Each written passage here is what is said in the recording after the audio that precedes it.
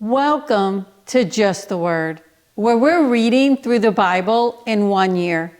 And I'm Net. Today's reading will come from Deuteronomy chapters 20, 21, and 22. Deuteronomy chapter 20. When you go to war against your enemies and see horses and chariots and an army greater than yours, do not be afraid of them, because the Lord your God, who brought you up out of Egypt, will be with you. When you are about to go into battle, the priest shall come forward and address the army. He shall say, "Hear, O Israel, today you are going into battle against your enemies. Do not be faint-hearted or afraid. Do not be terrified or give way to panic before them. For the Lord your God is the one who goes with you to fight for you against your enemies, to give you victory." The officers shall say to the army, "Has anyone built a new house and not dedicated it? Let him go home, or he may die in battle, and someone else may dedicate it. Has anyone planted a vineyard and not begun to enjoy it? Let him go home, or he may die in battle, and someone else enjoy it. Has anyone become pledged to a woman and not married her? Let him go home, or he may die in battle, and someone else marry her." Then the officers shall add, "Is any man afraid or faint-hearted? Let him go home, so that his brothers will not become disheartened too." When the officers have finished speaking to the army, they shall appoint commanders over it. When you march up to attack a city, make its people an offer of peace. If they accept and open their gates, all the people in it shall be subject to forced labor and shall work for you. If they refuse to make peace and they engage you in battle, lay siege to that city. When the Lord your God delivers it into your hand, put to the sword all the men in it. As for the women, the children, the livestock, and everything else in the city, you may take these as plunder for yourselves. And you may use the plunder the Lord your God gives you from your enemies. This is how you are to treat all the cities that are at a distance from you and do not belong to the nations nearby. However, in the cities of the nations the Lord your God is giving you as an inheritance, do not leave alive anything that breathes. Completely destroy them: the Hittites, Amorites, Canaanites, Perizzites, Hivites, and Jebusites, as the Lord your God has commanded you. Otherwise, they will teach you to follow all the detestable things they do in worshiping their gods, and you will sin against the Lord your God. When you lay siege to a city for a long time, fighting against it to capture it, do not destroy its trees by putting an axe to them, because you can eat their fruit. Do not cut them down. Are the trees of the field people that you should besiege them? However, you may cut down trees that you know are not fruit trees, and use them to build siege works until the city at war with you falls. Deuteronomy chapter 21. If a man is found slain, lying in a field in the land the Lord your God is giving you to possess, and it is not known who killed him, your elders and judges shall go out and measure the distance from the body to the neighboring towns. Then the elders of the town nearest the body shall take a heifer that has never been worked or has never worn a yoke, and lead her down to a valley that has not been plowed or planted, and where there is a flowing stream. There in the valley they are to break the heifer's neck.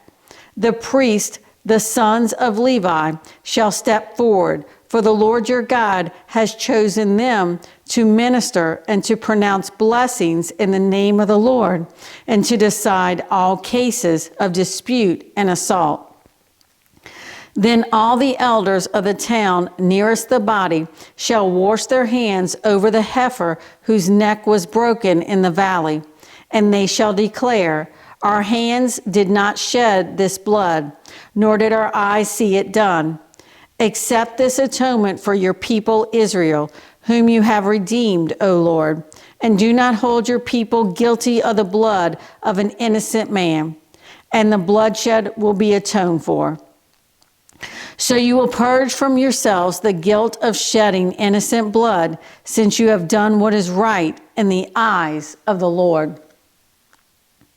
When you go to war against your enemies, and the Lord your God delivers them into your hands, and you take captives, if you notice among the captives a beautiful woman and are attracted to her, you may take her as your wife. Bring her into your home and have her shave her head, trim her nails, and put aside the clothes she was wearing when captured. After she has lived in your house and mourned her father and mother for a full month, then you may go to her and be her husband, and she shall be your wife. If you are not pleased with her, let her go wherever she wishes. You must not sell her or treat her as a slave, since you have dishonored her. If a man has 2 wives, and he loves one but not the other, and both bear him sons, but the firstborn is the son of the wife he does not love, when he wills his property to his sons, he must not give the rights of the firstborn to the son of the wife he loves in preference to his actual firstborn, the son of the wife he does not love. He must acknowledge the son of his unloved wife as the firstborn by giving him a double share of all he has. That son is the first sign of his father's strength. The right of the firstborn belongs to him. If a man has a stubborn or rebellious son who does not obey his father and mother and will not listen to them when they discipline him, his father and mother shall take hold of him and bring him to the elders at the gate of his town. They shall say to the elders, this son of ours is stubborn and rebellious. He will not obey us. He is a profligate and a drunkard. Then all the men of his town shall stone him to death. You must purge the evil from among you. All Israel will hear of it and be afraid. If a man guilty of a capital offense is put to death and his body is hung on a tree, you must not leave his body on the tree overnight. Be sure to bury him that same day, because anyone who is hung on a tree is under God's curse.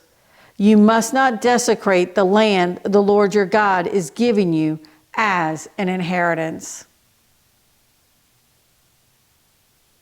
Deuteronomy chapter 22. If you see your brother's ox or sheep straying, do not ignore it, but be sure to take it back to him. If the brother does not live near you, or if you do not know who he is, take it home with you and keep it until he comes looking for it. Then give it back to him. Do the same if you find your brother's donkey or his cloak or anything he loses. Do not ignore it. If you see your brother's donkey or his fallen ox on the road, do not ignore it. Help him get it to its feet. A woman must not wear men's clothing, nor a man wear women's clothing, for the Lord your God detests anyone who does this. If you come across a bird's nest beside the road, either in a tree or on the ground, and the mother is sitting on the young or on the eggs, do not take the mother with the young. You may take the young, but be sure to let the mother go, so that it may go well with you and you may have a long life. When you build a new house, Make a parapet around your roof so that you may not bring the guilt of bloodshed on your house if someone falls from the roof. Do not plant two kinds of seed in your vineyard. If you do, not only the crops you plant, but also the fruit of the vineyard will be defiled. Do not plow with an ox and a donkey yoked together. Do not wear clothes of wool and linen woven together. Make tassels on the four corners of the cloak you wear. If a man takes a wife and after lying with her, dislikes her and slanders her and gives her a bad name, saying, I married this woman, but when I approached her, I did not find proof of her virginity, then the girl's father and mother shall bring proof that she was a virgin to the town elders at the gate. The girl's father will say to the elders, I gave my daughter in marriage to this man, but he dislikes her. Now he has slandered her and said, I did not find your daughter to be a virgin. But here is the proof of my daughter's virginity. Then her parents shall display the cloth before the elders of the town, and the elders shall take the man and punish him. They shall fine him 100 shekels of silver and give them to the girl's father, because this man has given an Israelite virgin a bad name. She shall continue to be his wife. He must not divorce her as long as he lives. If, however, the charge is true and no proof of the girl's virginity can be found, she shall be brought to the door of her father's house, and there the men of her town shall stone her to death. She has done a disgraceful thing in Israel by being promiscuous while still living in her father's house. You must purge the evil from among you. If a man is found sleeping with another man's wife, both the man who slept with her and the woman must die. You must purge the evil from Israel.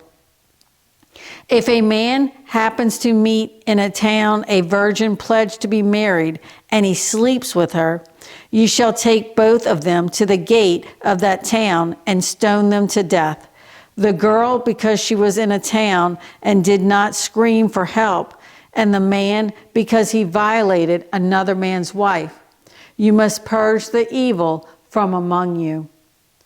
But if out in the country a man happens to meet a girl pledged to be married and rapes her, only the man who has done this shall die. Do nothing to the girl. She has committed no sin deserving death. This case is like that of someone who attacks and murders his neighbor. For the man found the girl out in the country, and though the betrothed girl screamed, there was no one to rescue her. If a man happens to meet a virgin who is not pledged to be married and rapes her, and they are discovered, he shall pay the girl's father 50 shekels of silver. He must marry the girl, for he has violated her. He can never divorce her as long as he lives. A man is not to marry his father's wife. He must not dishonor his father's bed. Thanks for joining Just the Word. See you tomorrow.